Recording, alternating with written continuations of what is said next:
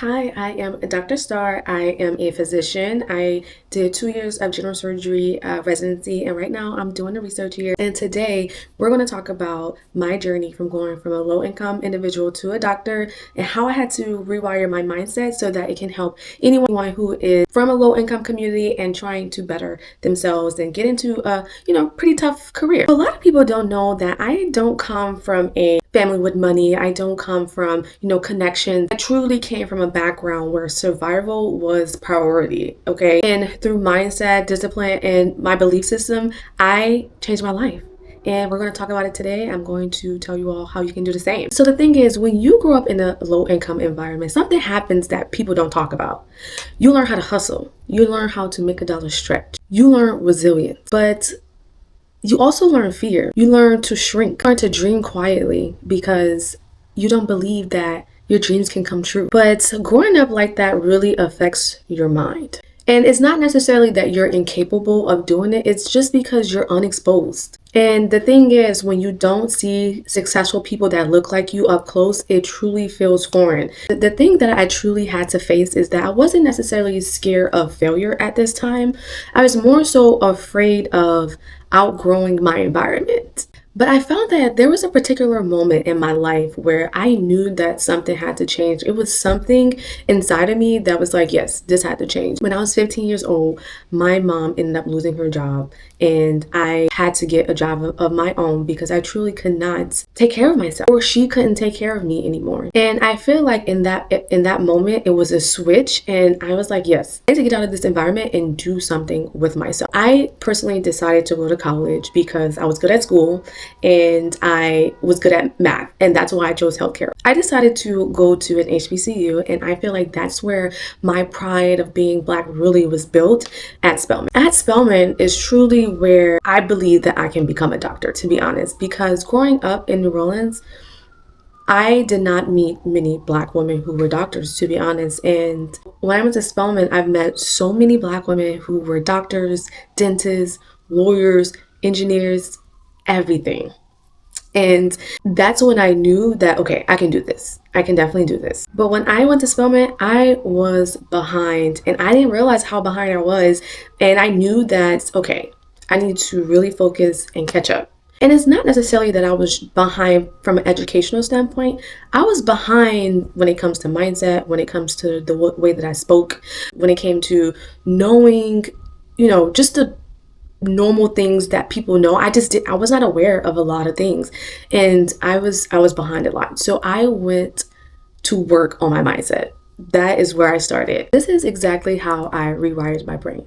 The first thing I did was I changed my self-talk. I started speaking to myself with language that I grew up here. I replaced it with intention. And the way that you can do this is through daily affirmations or through meditation. This has helped me so much with my mindset. And the thing about meditation, because I'm such a believer in meditation, is that it helps because it allows you to recognize the thoughts that you're having. When you're just going about your day, there's so many thoughts that you're having, and you're not aware of the thoughts that you're having. But when you sit down and you meditate, you actually get to pay attention to the thoughts. And that is such a beautiful thing to notice, so that you can help rewire the thoughts that you're constantly having every single day. The second thing that I did was I became a student of life. I didn't just focus on biology and medicine. I truly focused on mindset. I read so many books that I can recommend, but one of my favorite books that I really, really enjoyed that changed my life was 7 Habits of Highly Effective People by Stephen Covey. Also, what I did was I listened to podcasts, I sought out mentors, and specifically I sought mentors who came from similar backgrounds like me because they can help advise me the most. The third thing that I did is I increased my exposure. Okay. This is probably one of the most important things you have to do. Exposure, exposure, exposure, exposure, exposure. Okay? People are truly products of their environment. So if you want to know more, you have to expose yourself to more. So what I did was I did everything, to be honest. I said yes to everything. I say yes to things that I feel like would benefit me in my future. I went to conferences. I did so many internships. I, met so many people. I went to almost every mentorship thing that they had at Spelman. I was really ramping up the exposure. The most important thing that I did was I found Black doctors. I found women in powerful positions. And what that did was I took their story, I took their advice to heart and truly rewired my brain and said to myself, you can do this too. The fourth one, okay, it goes without being said, but you have to build discipline, okay? You have to build discipline to the point where it becomes a habit. And for me, it wasn't motivation that carried me through this. It was discipline. And motivation is great, but it's temporary, right? You have to build up discipline to get up in the morning, go work out, go read this book. And that's the discipline part. But once you do it so many times, it becomes a habit and you don't even think about it. Your body just expects you to do those things all the time once you build that habit. And let me tell you, it's not easy. It was long nights. And residency is 24-hour shifts. It's a lot of studying. It's a lot of reading, especially when you come from a low income background. It's a lot you have to learn. And the learning curve is steep. It's not easy. It's simple, but it's not easy. You just really have to have the discipline and your reason why you want to do it. Ooh, child, this one might ruffle some feathers, but it was also tough for me. But you have to build emotional maturity, especially when you're trying to become successful and get into these spaces where Black women are not the standard. And emotional maturity will bring you so much further. And there's just so much that I can talk about as far as the emotional maturity aspect of it. But it's so important as being a Black woman. At Spelman, they always drilled in our head that this isn't the last stop. And this stop that you're at will not last forever. It's temporary and it's not a real place. They used to tell us all the time that the real world is not like this, obviously.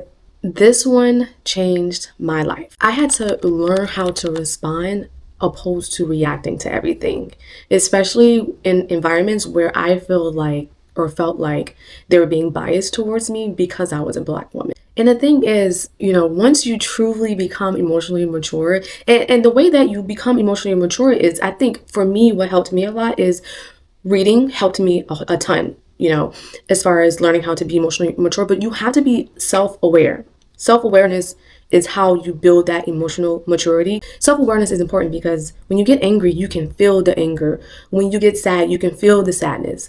And knowing yourself and how you typically respond, it comes with practice. You have to practice with yourself and do these scenarios where, okay, if this happens, I'm going to do this, right? And it doesn't always work that way, right? Because when you're truly angry, you have to take a step back, take a deep breath, remember your meditation practices. That's what I do all the time. Take a deep breath, take a step back. Okay, then respond. Because people throughout this process will try you a lot. Okay. The sixth thing that I did was I closed the door to chaos. I lost a lot of friends throughout this process, and it's so important to remove those people from your life because, like everyone say, everyone can't come with you. And it's so true. But for me, I truly care about my friends. And I don't like leaving people behind. I truly don't. But sometimes you have to. You have to. Everybody can't come with you. I'm sorry to tell you. So the people who are causing mayhem, chaos in your life, not being supportive, not congratulating you, just take a step back. You don't even have to tell them that you're cutting them off. I don't tell people that I'm cutting them off. I just slowly but surely, just stop talking to them. And they'll eventually get the hint, and I feel like I've had situations where people were, upset at me, would tell me, oh, you think you're better? Oh, you think this, you think that. And it's not necessarily that you think that you're better, because that's not the case. You just want a better life for yourself. And if that person chooses to act this way and don't want to change with you, you just have to leave them behind. And that's the end of the story. And the last thing that you have to do to shift your mindset is you have to believe before you see results. You won't see results for a long time. I'm sorry to tell you, I went a long time without seeing any results. There were some times where I just felt defeated, and not giving up is the key. I bust my butt my first 2 years of college, and luckily I got into medical school the end of my sophomore year. I got into medical school because I decided, I'm just put my head down for these 2 years. And that's when everyone wilding out. That's, the first 2 years is when everyone get their freedom, and they decide to, utilize their freedom and do whatever. But me, I was like, no, I know what I came here for, and I'm going to have fun, but I know I can't do everything. I can't join this club. I can't join that club. I can't do everything. I came here to become a doctor, and that's what I'm going to leave here doing. And like I said before, I've sought out every opportunity that I can, and that's what I focused on. And you just have to believe that it's going to work out. Like, you have to have this unwavering faith. You have to truly, truly believe that this is meant for me, and this is going to happen. And because I had this belief, I did everything to make it come true. And the thing is, even when I was tired, right? Even when I failed a test, even when I had a situation where I had to get a W on my transcript because I had a professor that, was not in my favor. It's like you have to keep going. You cannot let things that happen deter you. You got to have faith. Rewiring my mindset did not just help me become a doctor.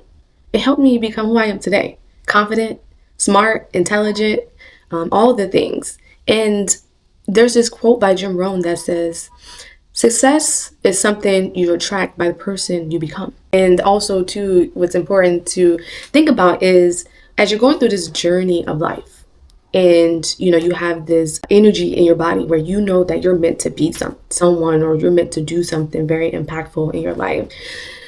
Realize that the journey is the journey, right? The journey is meant to help you become the person you need to become to have these things, right? When we break it down from a money standpoint, right? In order to become a millionaire, you have to become a certain type. You have to become a certain type of person, period. There are very few people in this world who just luck up and become millionaires. But at the end of the day, in order to achieve such status, you have to change. And the change is beautiful. The change is worth it, especially when you come from a low income community. It's a beautiful process, and sometimes it's not pretty. And there are times where I didn't like the situations that I was in or going through at the time, but that's what it takes. You have to, what they say, you really do. That's so real. And then you go on to the other side of things, and it's so much better. Bye, y'all. See y'all in my next video.